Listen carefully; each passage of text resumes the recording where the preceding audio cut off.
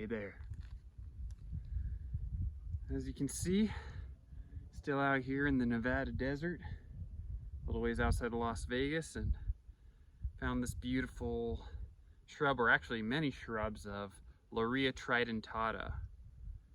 Herbalists often refer to it as Chaparral. Another name you might be familiar with is Creosote.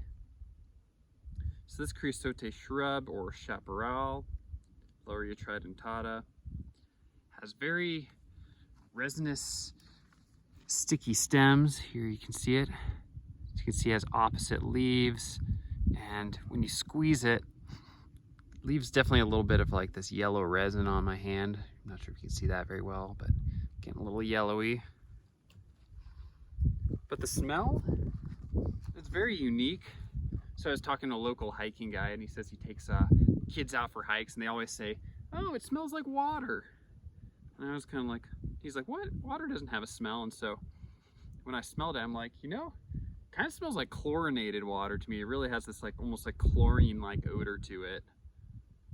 But interestingly, when it did rain, I got rain in the desert yesterday, and I have to say, something, even when I wasn't around Chaparral, the whole desert just kind of had this aroma of Chaparral in the air. It smelled that kind of chlorine-y Chaparral creosote smell. So this herb is, since it has all the sticky resins and is so aromatic, it's actually really potent antimicrobial, disinfectant. So a lot of my intentions with this is to make it into an oil. So I'll probably pour some alcohol over it to help strip some of the resins and evaporate off the alcohol, and then pour some olive oil over that and let that kind of macerate in a warm area away from sunlight or any other direct light, and kind of get some of those nice antimicrobial resinous compounds from the plant.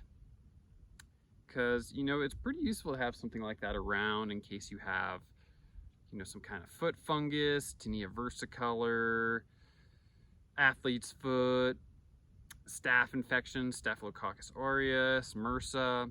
You know, it's good to have just those nice potent antimicrobial oils that you can have around in your first aid kit. And similar to poplar buds, I use it in the way where you can add it to other herbal oils to help make them as like a preservative, essentially. So it'll help make your herbal oils last a lot longer if you include Chaparral in there. So I was thinking about maybe trying a Chaparral calendula poplar kind of blend for an herbal oil.